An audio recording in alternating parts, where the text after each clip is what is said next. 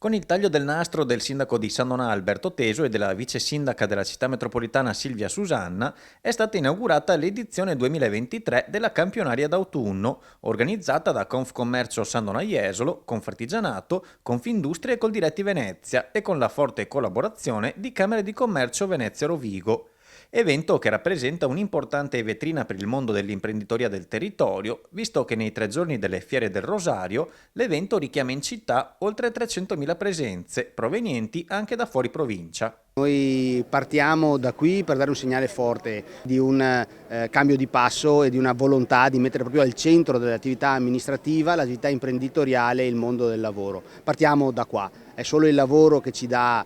benessere, che ci dà dignità, non sono sussidi, non sono interventi che arrivano dall'alto. La presenza della città metropolitana e del sindaco Brugnaro che mi ha delegato rappresenta proprio questo, cioè l'impegno di tutti i comuni della città metropolitana al fianco delle imprese e delle associazioni di categoria per un supporto significativo e importante alla loro attività. È un momento che sappiamo non particolarmente semplice, ci attendono tempi difficili, una manovra complicata che in questi giorni il governo sta varando e quindi è opportuno rimanere al fianco delle aziende. Le fiere sono un momento importante, portano benefici a tutta la località, ma non solo, perché quando c'è gente, come situazioni di questo tipo, quando c'è tanta gente ce n'è per tutti. Quindi i commercianti aspettano con ansia sempre questo momento importante. Alla campionaria verranno promosse le nuove tecnologie nei settori del turismo, dell'agricoltura, dell'industria, del commercio e dell'artigianato e proprio da questi ultimi arriva un grido d'allarme sulla mancanza di un cambio generazionale,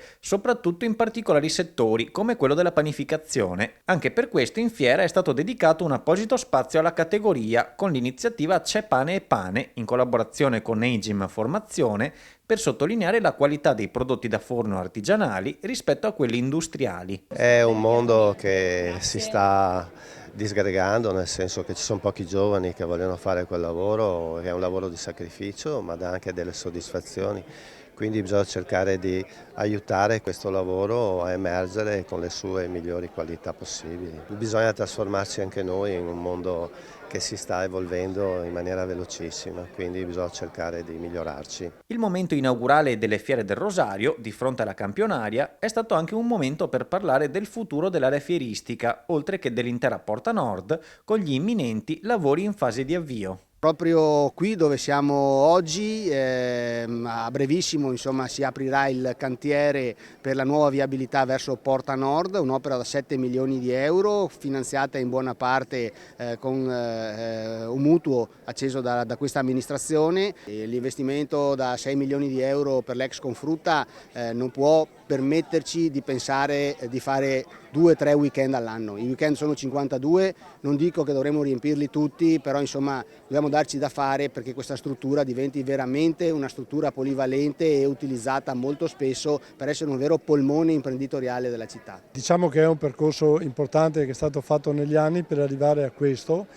e secondo me San Donà merita avere un polo di questo tipo e avere la possibilità di svilupparsi non solo con quella fiera del Rosario ma con le fiere, come è il titolo,